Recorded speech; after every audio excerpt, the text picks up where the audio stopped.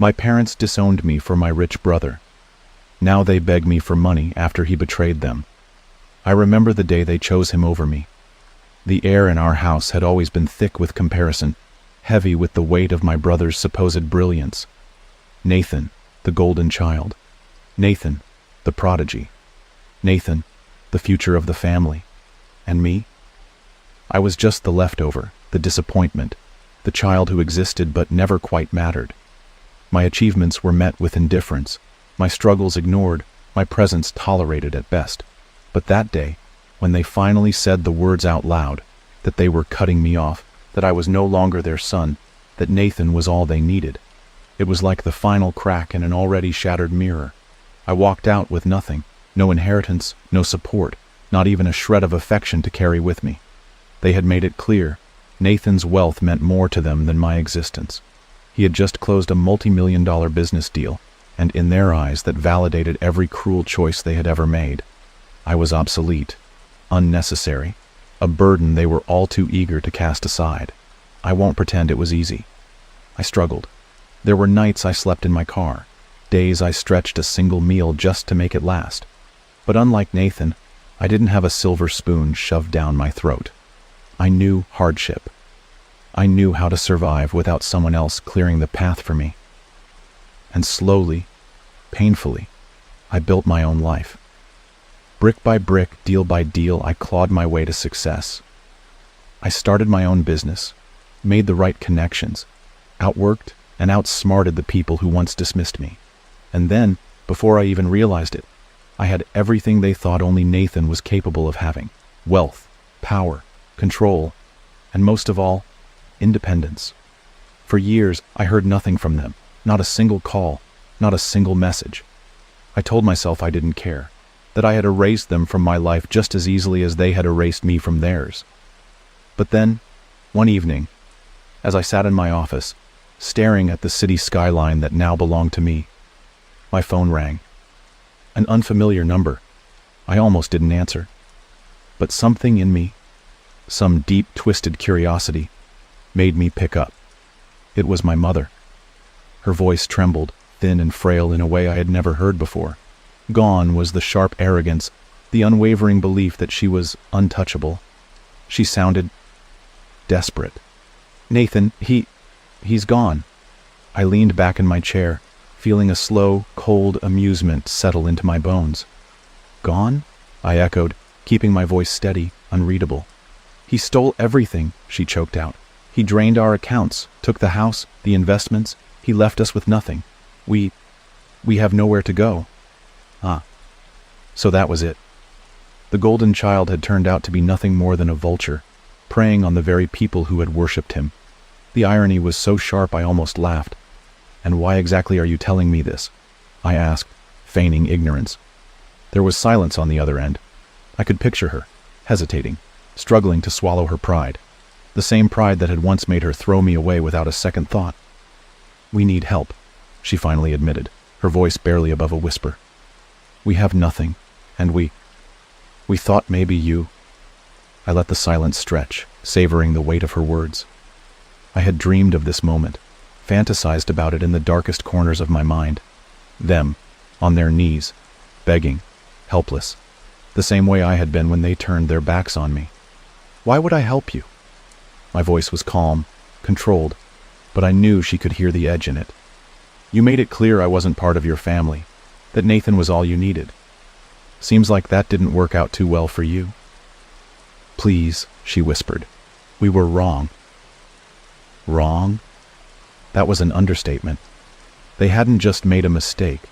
They had thrown away their own blood for the illusion of wealth, blinded themselves to the truth until it was too late. And now, with nowhere else to turn, they wanted me to swoop in and save them? I could feel something dark, something vindictive, curling inside me. This was my chance to make them suffer the way I had suffered, to let them feel the cold bite of rejection, the sting of abandonment. But another part of me, a quieter part, wanted something else. Not forgiveness, no, I would never forgive them.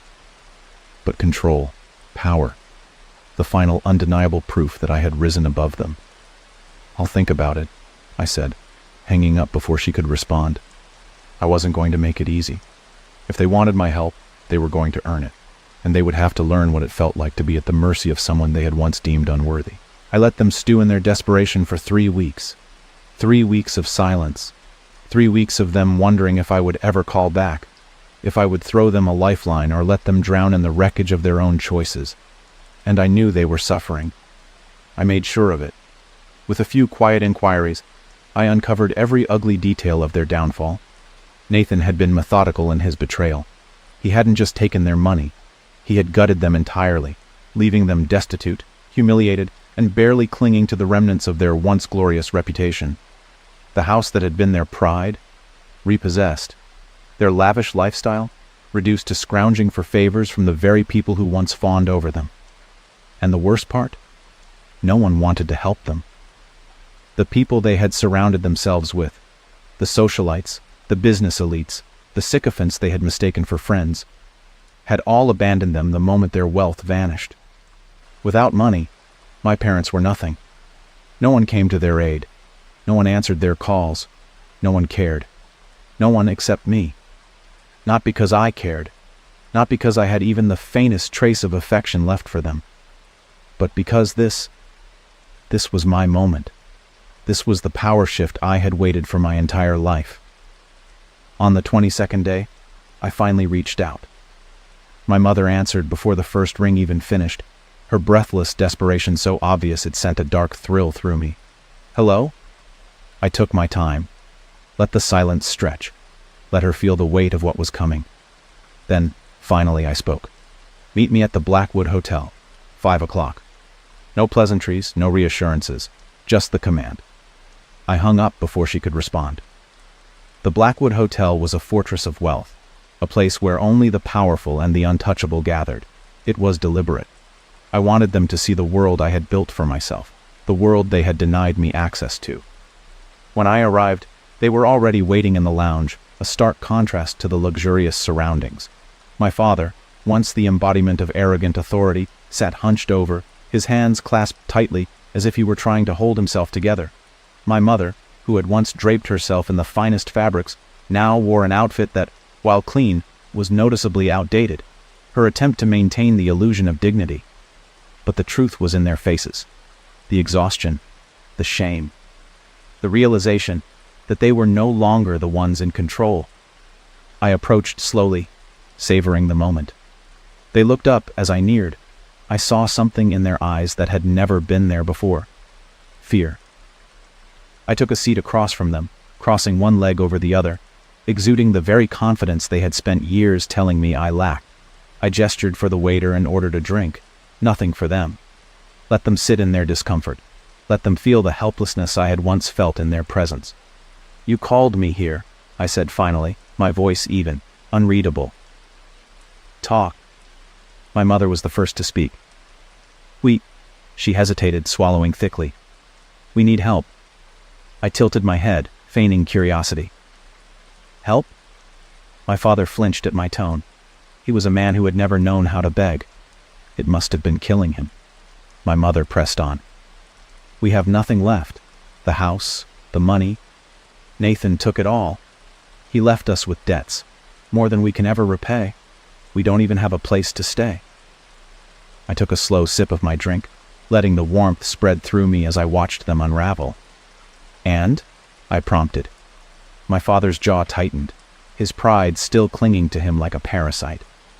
"And we need you to help us," he ground out. I set my glass down with deliberate care. "You need me," I echoed, my voice deceptively soft. "That's funny, because a few years ago you made it very clear that you didn't need me. In fact, you went so far as to erase me from your lives entirely. Isn't that right?"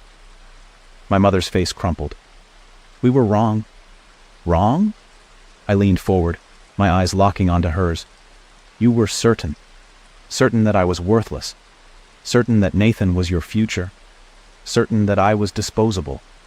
My father's hands clenched into fists. "You think we don't regret it?" he snapped. "You think we don't hate ourselves for believing in that ungrateful bastard?" I let a smirk curl at the corner of my lips. "Oh, I know you regret it, but not because of what you did. You regret it because it didn't work out for you, because your golden son turned out to be nothing more than a parasite, and now you're left with nothing." My mother reached out, her fingers trembling. "Please," she whispered, "we have no one else." I looked down at her hand. Years ago, I had reached for them the same way, pleaded, begged, and they had turned their backs on me without a second thought. The temptation to walk away was overwhelming, to leave them in the misery they had created. But that wasn't enough. No, I wanted more. I wanted to see just how much they were willing to sacrifice to earn the favor of the son they had discarded. "You need my help?" I mused. "Fine. But there will be conditions." My father stiffened. "Conditions?" I smiled, slow and deliberate. "You didn't think I'd make this easy for you, did you?" Silence. Heavy, suffocating silence. "You will sign over every remaining asset you own," I said calmly. "Anything left in your name, cars, investments, even the clothes on your back, you will surrender to me, completely." My mother let out a small, choked gasp, but I continued. "Second," I went on, "you will publicly acknowledge what you did. You will admit to everyone that you abandoned me, that you disowned me, and that I was never the failure you claimed I was." My father looked like he wanted to protest, but I wasn't done. "And third," I said, my voice dropping to a razor-sharp whisper, "you will work. For me, as my employees, under my command. Every single day, you will answer to me. And if I decide you're no longer useful, I will throw you out without a second thought, just as you did to me." The color drained from my mother's face. My father's lips pressed into a thin, furious line. "That's," he started, but I cut him off. "That's my offer," I said coolly. "Take it or leave it. But understand this. You're not in a position to negotiate. You either accept, or you walk away with nothing." Silence. The weight of their pride, their shame, their realization of just how deep their fall had been, pressed down on them.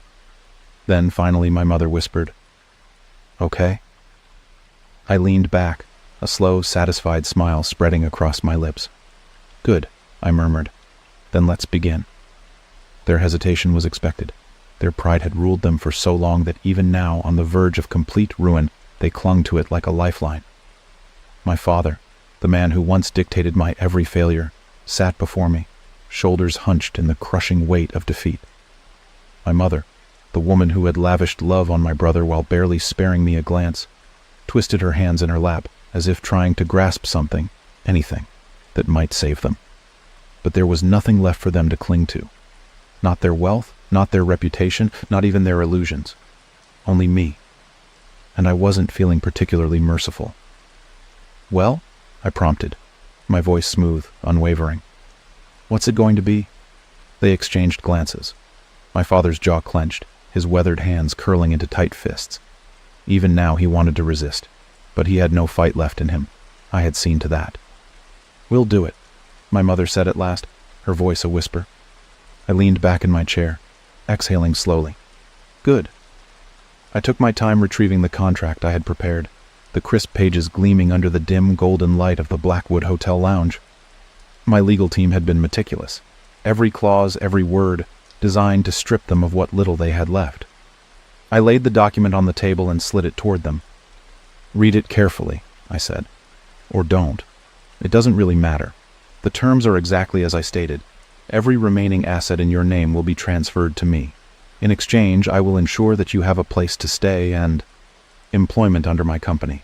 My father snatched the contract, his fingers trembling with barely contained rage.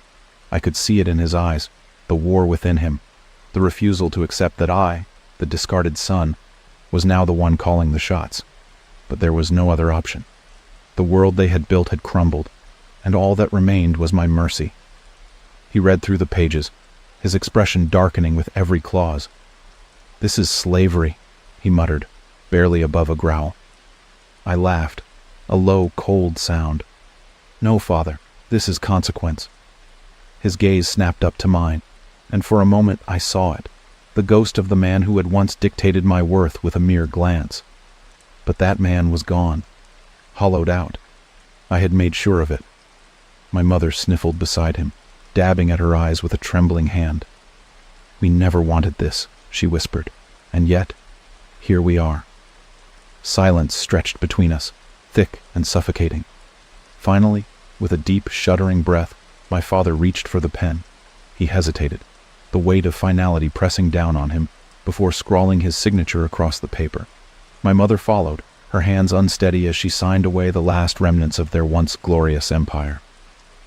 I took the contract, flipping through the pages to ensure everything was in order. Satisfied, I slipped it back into my briefcase and stood. "Welcome to my world," I murmured, slipping my coat over my shoulders. "You'll start work on Monday." My father didn't respond. My mother let out a quiet sob, and I walked away, the taste of victory settling deep in my bones.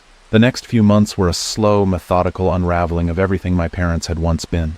True to my word, I gave them employment, if one could call it that. I placed my mother in the customer service department of one of my subsidiary companies. She, who had once looked down on cashiers and service workers, now spent her days answering calls from frustrated customers, forced to plaster on a polite smile as she swallowed the bitter taste of her new reality. It was poetic, really. My father, once a man who commanded boardrooms with nothing but his presence, was assigned to one of my warehouses, middle management at best. His tasks were menial, his subordinates half his age, each one treating him with the same indifference he had once shown me. I visited them occasionally, not out of kindness, but to watch them bend, to see the weight of humiliation settle deeper into their bones. My mother flinched whenever I entered the room, her eyes darting away, unable to meet mine. My father barely spoke, each word forced, measured, as if every syllable burned his tongue, and I reveled in it. But as weeks passed, something shifted, not in them, but in me. At first I dismissed it as lingering resentment, an echo of the years they had cast me aside. But it was more than that. A hollowness. A creeping emptiness that even their suffering could not fill. One evening I found myself standing outside their apartment. My apartment, technically. A modest place, far from the luxury they once enjoyed, but more than they deserved. I knocked. My mother answered, her eyes widening in surprise. "You?" She swallowed. "You've never come here before." I stepped inside, surveying the dimly lit space. It was clean, quiet, empty. My father sat on the couch, his posture stiff, but there was no fight left in him. Just silence. I sat across from them, my fingers drumming against my knee. "Are you happy?" I asked suddenly. They blinked. Confusion flickered across their faces. Happy?" my mother echoed. "Yes," I said. "Are you happy with how things turned out?" My father exhaled sharply. "We lost everything," he muttered. "We have nothing left." I nodded slowly. "That's not what I asked." My mother's lips parted, but no words came. I studied them, really studied them, and I didn't see the tyrants of my childhood. I didn't see the cruel, selfish people who had thrown me away like an inconvenience. I saw two broken souls, two people who had built their entire existence on a foundation of wealth and arrogance, only to watch it collapse beneath them. And in that moment, I felt nothing. Not anger, not satisfaction, just a quiet, numbing finality. "I wanted you to suffer," I admitted, my voice eerily calm. "I wanted you to understand what it felt like to be cast aside, to be nothing. And I thought that if I made you crawl, if I made you beg, it would be enough." Silence. "But it wasn't," I murmured, "because no matter what I do, nothing will ever change what you did to me. Nothing will erase the years I spent wondering why I wasn't good enough for you." My mother's breath hitched. My father closed his eyes. I stood, adjusting my coat. "Your contracts are voided," I said. "You don't work for me anymore. Your debts cleared." My mother's eyes widened. "What?" "You're free," I said simply. "Do whatever you want. Go wherever you want. Just don't ever contact me again." She shook her head, tears streaming down her face. "Reese," she whispered, "we can't lose you again." "You lost me a long time ago," I said, and there was no anger in my voice, just truth. I turned, walking toward the door, and as I stepped outside, I felt it. The weight lifting, the chains breaking. I didn't forgive them. I never would. But I was completely done. My parents forced me to give up. My college dreams for my brother, now they expect me to pay for his wedding. There are moments in life when everything becomes painfully clear. When all the excuses, all the justifications, all the ways you've tried to rationalize the choices other people made for you, against you, shatter into nothing, leaving behind only the cold, undeniable truth. I had one of those moments today. It came in the form of a phone call. My mother's voice as sweet and condescending as ever, asking me, expecting me, to foot the bill for my brother's upcoming wedding. I sat in silence for a moment after she made her request, gripping my phone so tightly that my knuckles turned white. For a split second, I actually thought I had misheard her. That maybe, just maybe, she wasn't seriously expecting me to pay for the lavish ceremony and extravagant reception that my brother and his fiancée were already planning. But then she kept talking, completely oblivious to the sheer audacity of her demand. "It would mean so much to your brother," she continued, her voice dripping with that sickly sweet tone she always used when she wanted something from me. "And of course you know how much we struggled when you were younger. We just don't have the funds to help him the way we did before." The way we did before. The word sent a bitter, burning sensation through my chest, like swallowing glass. Because I knew exactly what she meant. I knew that when she said they helped him before, what she really meant was that they had robbed me of my future to do it.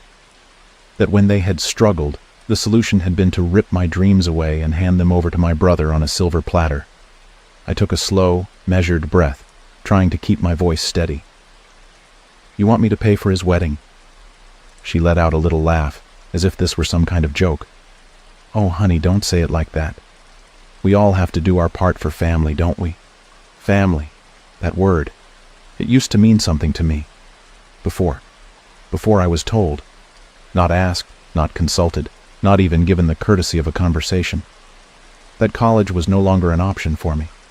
Before I was forced to watch as all my carefully laid plans were torn apart, so that my precious brother, Ethan, could go to the university he wanted, study the career he wanted, live the life he wanted, while I was left scrambling just to survive. I had been given a choice once, a choice between fighting and accepting. And at the time, I had done what I thought was best, what I thought would keep the peace. I had accepted. I had swallowed my pride, pushed down my resentment, and done what was expected of me. And for what? So that, years later, they could turn around and demand more? I felt my grip on the phone tighten as the anger inside me coiled like a snake, slow and venomous. "Tell me something, Mom." My voice was quiet, controlled, but she didn't notice the danger in it. She never did. "When exactly did you think this was fair?" A pause, then a nervous little chuckle. "Sweetheart, what are you talking about?" I leaned back in my chair, staring at the ceiling as the memories flooded in. "I mean, when did you ever think it was fair to take away my education so Ethan could have his? When did you ever think it was fair to tell me I needed to put his future above my own? When did you ever think it was fair to throw me aside like I was nothing more than a resource for him?" Her breath hitched slightly. That's not what happened." I let out a sharp, humorless laugh. "Isn't it?" I heard a crack in her usually flawless tone. "We did what we had to do. You know that. You were always so responsible, so mature. We knew you'd be fine, that you'd find another way." "Another way?" I repeated, my voice dropping into something lower, something sharper. "Do you even know what my life was like after you made that choice for me?" Silence. I laughed again, though there was no humor in it. "Of course you don't. Because you never asked." She was floundering now, scrambling for anything to justify herself. "Honey, please, it's Ethan's wedding. This is supposed to be a happy time for the family. Can't we just put the past behind us?" The sheer, staggering audacity of that sentence sent a hot wave of fury through me. Put the past behind us, like it was just some minor inconvenience, like it was nothing. I took a slow breath, then let it out. "No." Silence. Then a confused, almost hesitant, "What?" I sat up straighter, my grip on the phone loosening as the decision settled over me like a second skin. "I said no," I repeated, my voice calm, steady, final. "I'm not paying for his wedding." The silence that followed was thick, suffocating. I could practically hear the gears in her mind turning, trying to process the fact that I had dared to refuse. Then, predictably, the anger came. "After everything we did for you," she snapped, her voice sharper now, no longer pretending to be sweet. "After all the sacrifices we made, you're going to be selfish? You're going to hold a grudge over something that happened years ago?" I let out a breath, shaking my head. "It's funny, isn't it?" I murmured. "How it was never selfish when you took from me. But the moment I stop letting you, suddenly I'm the problem." More silence. But I wasn't done. "You made me give up my future for Ethan. You never once apologized, never once tried to make it right. And now, after all these years, the only time you come to me is when you want something. You didn't even ask. You just expected. Because that's what I was to you, wasn't I?" My voice was shaking now, but not with weakness, with something stronger, something furious. I let the final blow land. I was never your child. I was just your backup plan. The silence on the other end of the line stretched so long that I thought she had hung up. But then, in a voice barely above a whisper, she said, "If you don't do this, you'll regret it." I smiled, a slow, satisfied smile. "No, Mom," I said softly. "You will." And then, before she could say another word, I hung up. The calls didn't stop. If anything, my refusal had only ignited a deeper, more relentless desperation in them. For years, my family had operated under the unshakable assumption that I would always bend to their will, that no matter how much they took, no matter how much they demanded, I would always give in because that's what I had been conditioned to do. But this time, I had said no, and they couldn't stand it. By the time I woke up the next morning, my voicemail was already full. My mother had left 6 messages, each one escalating in tone, from pleading to irritation to full-blown anger. Aunt Linda had called twice, her voice dripping with the kind of faux concern that had always grated on my nerves. And then, of course, there was Ethan, the golden boy himself. His text messages were the worst. "Are you seriously being this petty? Mom is freaking out. Just help us out and we'll call it even. You're being dramatic. It was years ago. You owe me for all the sacrifices our family made." That last one made me pause. I owed him? I actually had to set my phone down and laugh because the sheer gall of it was astounding. For years I had worked jobs I hated, lived paycheck to paycheck, barely scraping by because he had been given every opportunity at my expense. My dreams, my ambitions, my future, sacrificed so he could have everything. And now, he thought I owed him? It was almost funny. Almost. I should have blocked the number. I should have ignored them completely, let them sit in their anger, let them rot in the mess of their own making. But I was done letting them rewrite the narrative. So, I texted back. "Meet me at the coffee shop on Main Street, 1 hour." He responded almost immediately. "Finally. Don't waste my time." The irony of that was almost too much. I grabbed my coat, pulled on my boots, and stepped out into the cold. I was done being the forgotten child. Now they were going to listen. Ethan was already there when I arrived, sitting in the far corner of the cafe, tapping his fingers impatiently against the table. He had always been like this, impatient, entitled, acting like the world was his to command. I took my time walking over. When I finally sat down, he didn't even bother with pleasantries. "This is ridiculous," he snapped, leaning forward. "I don't know what your problem is, but you're acting like a child." I tilted my head, studying him, feeling a cold amusement settle in my chest. "Funny," I mused. "That's what I was thinking about you." His jaw tightened. "Mom is losing it. You know that, right? She called me this morning in tears because of how selfish you're being." I took a slow sip of my coffee. "That's not my problem." His nostrils flared. "Are you serious right now?" I leaned forward, my expression calm, measured. "Dead serious, Ethan. For once in my life, I'm the one making the decisions. And you hate that, don't you?" His fingers twitched against the table. "I don't, because for years," I cut him off, my voice sharpening. "You got everything. Everything. And I was supposed to just be okay with it. I was supposed to smile, nod, and accept that my life, my future, wasn't worth as much as yours." He shifted uncomfortably, but didn't interrupt. I exhaled sharply, shaking my head. And I did. I accepted it. I let them take everything from me. And now, Now you want more?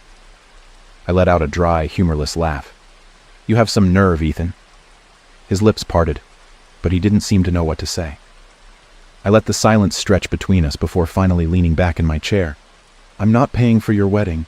His hands curled into fists. So that's it? You're just going to punish all of us for something that wasn't even my fault? I let my eyes flick up to meet his. Wasn't your fault? I repeated, my voice dangerously soft. He opened his mouth, then hesitated. Ethan, I said slowly, deliberately, did you ever once, in all these years, think about what I lost? Did you ever care? He didn't answer. And that silence, that was my answer. I stood up, sliding my chair back with a slow scrape against the floor. I hope you have a great wedding, Ethan. But I won't be a part of it. He shot up from his seat. Wait, I didn't. I walked out of the cafe, leaving him standing in the cafe, stunned into silence. But I knew, I knew, that this wasn't over. Not yet. Because people like him, like them, never accepted defeat. They never learned their lesson. They didn't reflect. They didn't grow. They didn't change. They just demanded more. And they were about to realize that I had nothing left to give. The call started again that night. First it was my mother. I let it go to voicemail. Then Aunt Linda. Ignored. By the time my father, who never once called me unless it was to issue some sort of order, tried to reach me, I knew they were all losing their minds. Good. I made myself a cup of tea, curled up on my couch, and let them stew in their own desperation. I had spent years letting them dictate my life. Now, I was enjoying the sound of their silence. But of course it didn't last. The next morning, just as the sun was rising, there was a sharp, insistent knock at my door. I knew who it was before I even opened it. I took my time, sipping my tea, savoring the moment. Then, finally, I unlocked the door and pulled it open. And there they were. My mother, my father, Ethan, the holy trinity of entitlement, standing on my doorstep, their faces twisted with varying degrees of irritation, disbelief, and barely restrained anger. I leaned against the doorframe, arms crossed. I was wondering when you'd show up. My mother forced a smile, though it barely masked the tension in her face. Sweetheart, she said, stepping forward, reaching out as if to touch my arm. We need to talk. I didn't move. We already did. Her smile faltered. You can't be serious about this. I tilted my head. Serious about what exactly? Ethan scoffed, shoving his hands into the pockets of his expensive coat. Stop playing games. You know what? I let out a slow breath, leveling my gaze at him. You mean the fact that I won't be paying for your wedding? That? My father, who had remained silent up until this point, finally spoke. This is not how family treats each other. A cold, bitter laugh slipped past my lips. You want to lecture me about how family treats each other? I shook my head, stepping back slightly. Where was this speech when you all decided my future didn't matter? My mother sighed, rubbing her temple. We've been over this. It was a difficult decision. We did what was best for the family. No, I corrected, my voice sharp. You did what was best for Ethan. Her lips pressed together. We knew you'd be okay. That's not an excuse. My tone was quiet, but firm. You chose to sacrifice me. You chose to put him first, to leave me scrambling, to let me suffer alone. I turned my gaze to my father. And you never once tried to make it right. Ethan let out a sharp breath, shifting impatiently. Look, can we just move on from this? I laughed again, but this time it was softer, almost amused. You really think I'm just going to forget everything, don't you? He shrugged, jaw tight. It was years ago. I stared at him for a long moment. Then finally I said, Tell me something, Ethan. I leaned forward slightly. If the roles were reversed, if you had been forced to give up everything so that I could have it, would you have forgiven? His mouth opened, then closed. He had no answer, because the truth was, he wouldn't have stood for it. He would have fought. He would have hated them for it. And yet he expected me to just roll over and let them take more from me. Not this time. Not ever again. I stepped back, crossing my arms. I'm done. My mother blinked. What do you mean? I let out a slow breath, feeling the weight of years, decades of being overlooked, dismissed, used, and discarded, finally lift off my shoulders. I mean, I'm done with all of you. The words settled like a heavy stone between us. My father's face darkened. You don't mean that. I met his gaze without flinching. I do. My mother shook her head, stepping forward again. You can't just cut us off over this. I tilted my head. Why not? She hesitated, because deep down she knew why. Because deep down she knew this wasn't just about the wedding. It was about everything. I had spent my entire life being their afterthought. The inconvenience, the sacrifice, the one they expected to endure every hardship without complaint. But I had endured enough. I wasn't their backup plan anymore. Ethan's hands clenched at his sides. This is so freaking dramatic. I turned my gaze to him, my expression unreadable. Is it? He exhaled sharply, shaking his head. Fine. If you want to be petty, go ahead. But don't expect us to come crawling back when you realize you need us. That was the thing, though. I didn't need them. I never had. I just hadn't realized it until now. I smiled, calm, unshaken, untouchable. Goodbye, Ethan. His face twisted, but before he could say another word, I stepped back and closed the door. For a long moment, I just stood there, listening to their muffled voices outside. Then, finally, their footsteps faded. I let out a slow, steady breath, the silence in my home no longer feeling heavy, no longer feeling lonely. I wasn't carrying the weight of their expectations.